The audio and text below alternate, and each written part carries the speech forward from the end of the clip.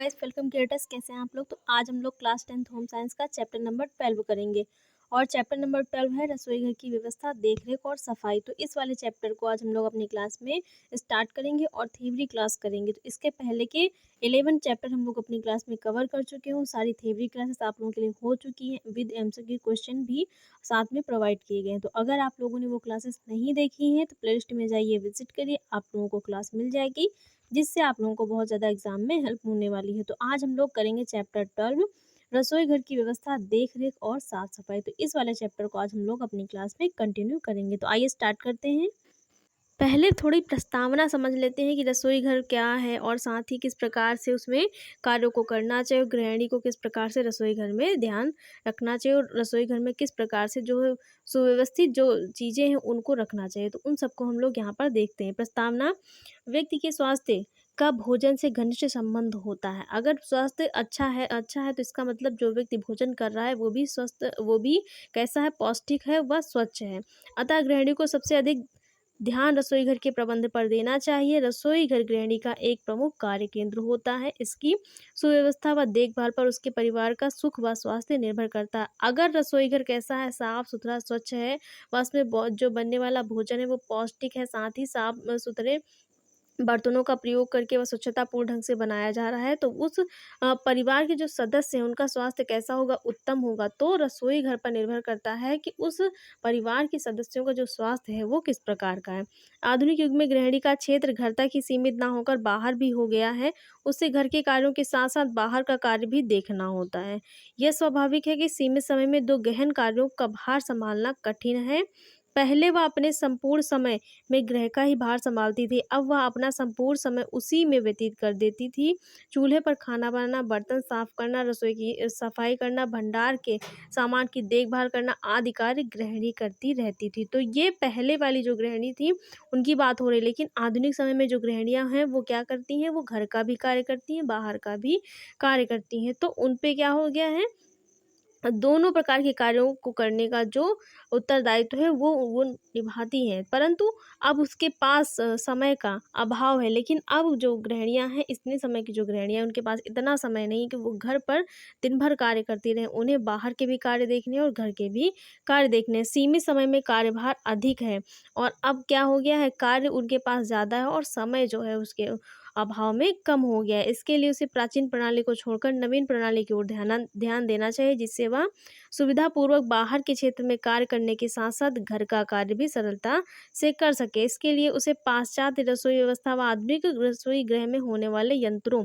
व विदेशी शैली के रसोई गृह को अपनाना चाहिए। और जब वो दोनों प्रकार के कार्य कर रही है तो दोनों प्रकार के कार्यों को सामंजस्य बिठाने के लिए उसे पाश्चात्य शैली का जो रसोई घर है उसे छोड़ना चाहिए, बल्कि आधुनिक शैली का जो रसोई घर है उसे अपनाना चाहिए। और साथ ही उसमें प्रयुक्त होने वाले जो यंत्र उपकरण है, विदेशी शैली के जो रसोई घर है, उन सब का प्रयोग करके अपने कार्य को समय पर संपन्न करने का जो प्रयास है वो करना चाहिए, जिससे वह कम समय में कम शक्ति खर्च करके रसोई के कार्य से मुक्ति पा सकती है। इस प्रकार उसकी शक्ति व समय की बचत ही नहीं होती, अपितु वह एक धुएँदार, गंदे व कष्टमय रसोई घर से मुक्ति पा जाएगी।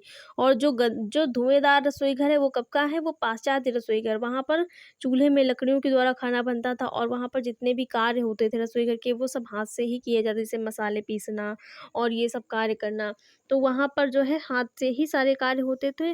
तो वहाँ पर जो स्त्रियों का जीवन था वो थोड़ा-सा कष्टमय होता था। उनका रहन-सहन का स्तर भी निस्संदेह ऊँचा ऊँचा उठेगा। तो जब गृहिणियाँ आधुनिक शैली को अपनाएँगी तो क्या होगा, उनका जो रहन-सहन का स्तर है वो भी ऊँचा उठेगा, साथ ही उनका जो कार्य है वो सरलता से संपन्न हो जाएगा और वो एक साथ जो है घर के कार्य और बाहर के कार्य दोनों कार्यों को आसानी से जो है उनका उत्तरदायित्व जो है वो उसे अच्छी प्रकार से निभा पाएँगे। तो प्रस्तावना समझ लिया, अब समझते हैं कि रसोई घर होता क्या है, रसोई घर का अर्थ क्या है? इसको समझते हैं कि रसोई घर का अर्थ क्या होता है? आप समझते हैं कि रसोई घर का अर्थ एवं महत्व क्या है, रसोई घर किसे कहते हैं। रसोई घर शब्द को पाकशाला, भोजन कक्ष इत्यादि नामों से भी जाना जाता है। तो रसोई घर के अन्य नाम कौन कौन से हैं, पाकशाला है, भोजन कक्ष है, इन नामों से भी रसोई घर को जाना जाता है। तो रसोई घर शब्द को पाकशाला, भोजन कक्ष इत्यादि नामों से भी जाना जाता है। इसका अर्थ इस प्रकार है। और रसोई घर का अर्थ जो है वो हम लोग अब समझते हैं कि रसोई घर होता क्या। तो जो रसोई घर होता है वो क्या है, इस प्रकार का वह स्थान रसोई इस प्रकार का रसोई घर वह स्थान है जहाँ पर भोजन निर्माण एवं भोजन की तैयारी का कार्य निष्पादित किया जाता है। तो रसोई घर क्या है? वो स्थान है जहाँ पर भोजन का निर्माण होता है एवं भोजन की तैयारी का जो कार्य है वो किया जाता है। तो वो स्थान क्या कहलाता है? रसोई घर कहलाता है। ऑक्सफोर्ड जो डिक्शनरी है उनके अनुसार इन्होंने कहा है कि रसोई घर घर का वह कमरा या भाग होता है जहाँ भोजन पकाया जाता है। जो ऑक्सफोर्ड है उन्होंने कहा है कि रसोई घर वो कमरा या भाग होता है घर का जहाँ पर भोजन पकाया जाता है, और घर के जिस भी भाग में जिस भी कमरे में घर का भोजन पकाया जाता है वो कमरा वो स्थान क्या कहलाता है? रसोई घर कहलाता है। रसोई घर का महत्व भी समझ लेते हैं। रसोई घर का महत्व भारतीय समाज में केवल भोजन का निर्माण और तैयारी करने वाले स्थान मात्र तक ही सीमित नहीं है, अपितु रसोई घर का महत्व सांस्कृतिक, धार्मिक, स्वास्थ्य इत्यादि अनेक दृष्टियों से है। तो भारत में केवल रसोई घर को तैयारी का केंद्र, भोजन निर्माण का केंद्र नहीं माना जाता है, बल्कि रसोई घर को सांस्कृतिक, धार्मिक व स्वास्थ्य इत्यादि दृष्टियों से भी देखा जाता है, जो महत्वपूर्ण है।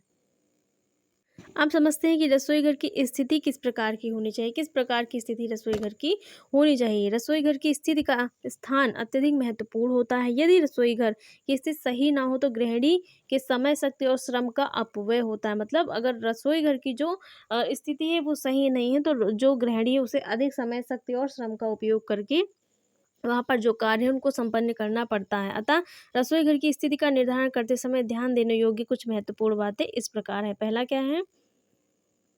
रसोई घर ऐसी स्थिति में होना चाहिए जहाँ पर्याप्त मात्रा में हवा और रोशनी आ सके। तो जो किचन है वो ऐसे स्थान पर बना होना चाहिए जहाँ पर पर्याप्त मात्रा में जो प्रकाश है वो आ सके, और साथ ही वहाँ पर जो हवा का आवागमन है वो भी हो। रसोई घर, स्नान गृह, शयन कक्ष इत्यादि से कुछ दूर होना चाहिए। जो रसोई घर है वो स्नान गृह और शयन कक्ष जो है उससे कुछ दूर होना चाहिए, उसके आसपास नहीं होना चाहिए। रसोई घर में रसोई से संबंधित सामग्री को रखने के लिए भंडार कक्ष भी होना चाहिए, और जो रसोई घर है वहाँ पर जितना भी सामान है उसको रखने के लिए क्या होना चाहिए? एक स्टोर रूम होना चाहिए, जिससे क्या हो कि उस जो रसोई घर का सामान है उसको वहाँ पर एक स्थान पर एकत्रित करके रखा जा सके, जब ज़रूरत हो तो वहाँ पर उसे निकाल करके प्रयोग में लाया जा सके।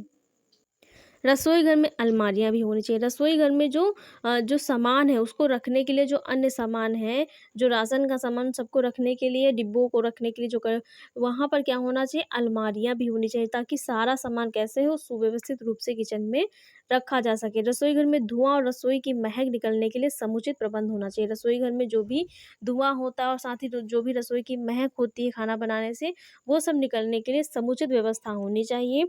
रसोई घर की खिड़की और दरवाजों पर जालियाँ लगी होनी चाहिए, जिससे मक्खी, मच्छर और धूल आदि से बचाव हो सके। तो जो रसोई घर है उसकी जो जो भी खिड़की दरवाजे हैं उन पर क्या लगी होनी चाहिए? जालियाँ लगी होनी चाहिए, जिससे कि जो मक्खी, मच्छर और धूल हैं आदि अंदर नहीं आ सकेंगे और उनसे बचाव भी होगा। रसोई में पानी का समुचित प्रबंध और जल निकासी के लिए नालियाँ बनी हुई होनी चाहिए, जिससे रसोई का जल ना रुके। तो रसोई घर में क्या होना चाहिए? रसोई घर में जो पानी रसोई घर का है उसको निकालने का बहुत अच्छे से प्रबंध होना चाहिए, और साथ ही रसोई घर का पानी निकलने के लिए नालियाँ बनी होनी चाहिए, जिससे जो रसोई घर का जल है वो ना रुके और वो स्वच्छतापूर्ण ढंग से जो है रसोई घर के बाहर आसानी से निकाला जा सके।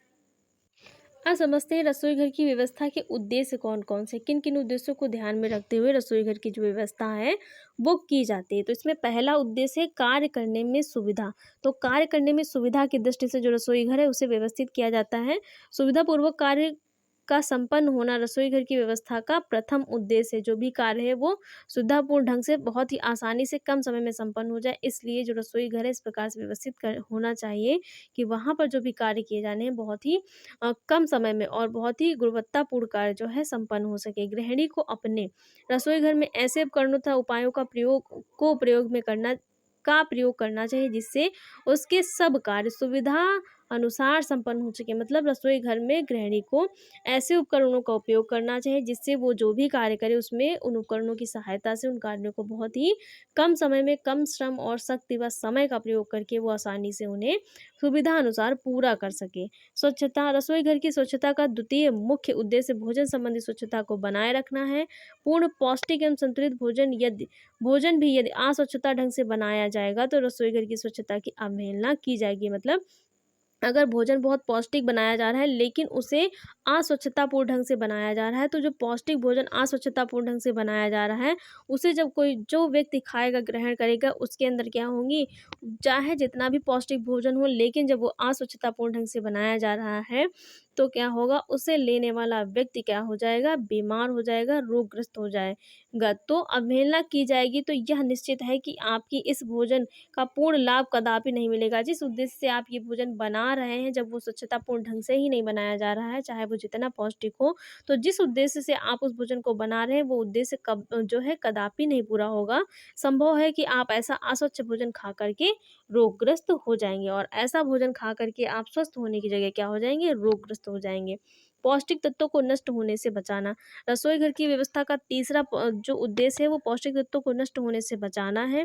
भोजन पकाने की विभिन्न विधियाँ हैं, परंतु इस बात का ध्यान रखना आवश्यक है कि भोजन को किस प्रकार तथा किस विधि से पकाया जाए, कितनी आँच पर पकाया जाए, कितनी चिकनाई व मसालों का प्रयोग किया जाए, जिससे भोजन की जो पौष्टिकता है उसमें कमी ना आए। तो भोजन पकाते समय उसके पौष्टिक तत्वों को किस प्रकार से नष्ट होने से बचाना है और साथ ही कितनी मात्रा में मसालों, तेल और जो गैस है, जो आग है या आँच है, जिसका प्रयोग किया जाए, जिससे उसकी पौष्टिकता नष्ट ना हो, बल्कि जो भोजन है वो सुपाच्य व पौष्टिक बन कर के तैयार हो। समय की बचत। आजकल रसोई घर के विभिन्न आधुनिक साधनों के उपलब्ध होने पर भी अधिकांश गृहिणियाँ अपने पुराने परंपरागत ढंग से ही भोजन पकाती हैं। आजकल क्या हो गया, आजकल जो आधुनिक साधनों के इतने उपकरण उपलब्ध हैं, लेकिन बहुत सारी ऐसी जो गृहिणियाँ, महिलाएँ हैं, जो थोड़ा-सा जिनकी सोच क्या है, थोड़ा-सा पाश्चात्य वाली है। तो वो क्या करती हैं, इतनी सुविधा और इतने संसाधन उपलब्ध होते हुए भी क्या करती हैं, पुराने परंपरागत ढंग से ही भोजन को पकाती हैं, जिसमें एक बार के भोजन तैयार करने में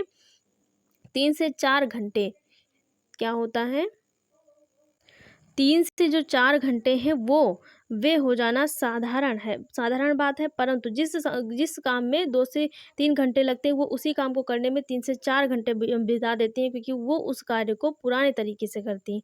परंतु ये रसोई घर की व्यवस्था को सुचारू रूप दिया जाए, आधुनिक उपकरणों को रसोई घर में स्थान दिया जाए, तो गृहिणी के अमूल्य समय की पर्याप्त बचत हो सकती है, जिससे वह अपने अन्य कलात्मक कार्यों में अथवा आर्थिक उत्पादन में लगा सकती है। तो जो गृहिणियाँ होती हैं, वो पाश्चात्य शैली को छोड़ कर के, पाश्चात्य विधि को छोड़ कर के अगर आधुनिक प्रणाली को अपनाएँगी, तो वो अपना समय भी बचाएँगी और साथ ही जिस समय को बचाएँगी, उस समय को किसी और कार्य में लगा कर के वो उससे क्या कर सकती हैं, अपने समय की बचत और श्रम की बचत भी कर सकती हैं। तो जो समय की बचत है, उसको करने के लिए जो आधुनिक उपकरण हैं, जो आधुनिक विधियाँ हैं, उन सब का प्रयोग कर के जो है अपने समय, श्रम और जो शक्ति है उसकी बचत की जा सकती है। तो ये जो रसोई घर की व्यवस्था के उद्देश्य हैं, इन उद्देश्यों को ध्यान में रख कर के ही रसोई घर की जो व्यवस्था है वो की जाती है।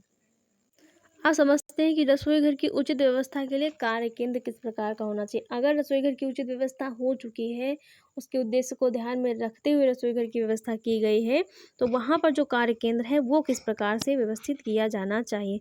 भोजन तैयार करने के मुख्य निम्न चरण होते हैं: आहार आयोजन, भोज्य सामग्री मंगाना तथा उन्हें संचित करना, भोजन तैयार करना व परोसना तथा बाद में सफाई करना। सबसे पहले क्या करते हैं हम लोग, प्लान बनाते हैं कि कौन सा भोजन बनेगा, तो ये सारी चीज़ें पहले सोचते हैं। उसके बाद उसी के अनुसार क्या करते हैं, भोजन की सामग्री मँगाते हैं। मगर मतलब अगर सोच लिया कि आज पनीर बनाना है या शाम को पनीर बनेगा, तो क्या हो गया, ये आहार आयोजन हो गया। उसके बाद जो पनीर में जो भी मटेरियल पड़ेगा, वो साथ ही पनीर, ये सारी जो सामान है वो मँगाई जाएगी। सामग्री मँगाई जाती है, फिर उन्हें संचित करना, फिर मँगा कर के उन्हें रखा जाता है एक स्थान पर। स्थान क्या, किचन में रखा जाता है, वहाँ पर सारा सामान मंगा कर के एक साथ रख दिया जाता है। फिर उसी से क्या होता है, भोजन तैयार होता है और तैयार करने के बाद परोसा जाता है और बाद में क्या की जाती है, परोसा जाने के बाद जब भोजन को खा लिया जाता है, जो व्यक्ति है उसे भोजन जिसके लिए परोसा गया, जब वो व्यक्ति उस भोजन को खा लेता है, उसके बाद वहाँ पर की क्या होती है, साफ-सफाई कर दी जाती है। तो ये भोजन के जो चरण होते हैं वो होते हैं। इन सभी कार्यों के लिए मुख्य रूप से 4 केंद्र होते हैं और इन सभी कार्यों को करने के लिए कितने केंद्रों की आवश्यकता होती है, 4 केंद्रों की। पहला केंद्र है तैयारी का केंद्र। तो जो तैयारी का केंद्र होता है, वहाँ पर भोजन को पकाने से पूर्व की जो तैयारी होती है वो की जाती है। भोजन को पकाने से पहले भोज्य पदार्थों को तैयार करना आवश्यक होता है। सब्जियों को काटना, साफ करना, छीलना, धोना, दाल-चावल को साफ करना, धोना, आटा गूँथना आदि। नाना प्रकार के कार्य होते हैं, इनके लिए विभिन्न केंद्रों की आवश्यकता होती है। तो वो केंद्र कौन-सा होता है? तैयारी का केंद्र, जहाँ पर ये सारे जो कार्य हैं वो किए जाते हैं। तैयारी व कार्य करने के लिए स्थान कितना चाहिए, कितने सेंटीमीटर का होना चाहिए, कितनी ऊँचाई होनी चाहिए, ये सारी चीज़ें कितनी होनी चाहिए उसको देखते हैं। इस स्थान की लंबाई, जो तैयारी का केंद्र उसकी लंबाई कितनी होनी चाहिए? 90 से 100 सेंटीमीटर हो जाने। जो तैयारी केंद्र का जो स्लैब होता है, स्लैब होता है किचन में, उसकी जो लंबाई वो कितनी होनी चाहिए? 90 से 100 सेंटीमीटर था। ऊँचाई कितनी होनी चाहिए? 80 सेंटीमीटर होनी चाहिए। इससे भोज्य पदार्थ को तैयार करने में सुविधा होती तथा कार्य करने में थकावट कम होती। जो तो तैयारी का केंद्र है, जो तैयारी करने का जो केंद्र है, जो स्लैब है, उसकी जो लंबाई कितनी होनी चाहिए? 90 से 100 सेंटीमीटर। साथ ही ऊँचाई कितनी होनी चाहिए? 80 सेंटीमीटर होनी चाहिए। इससे तैयारी करने में सुविधा होती है, साथ ही थकावट कम महसूस होती है।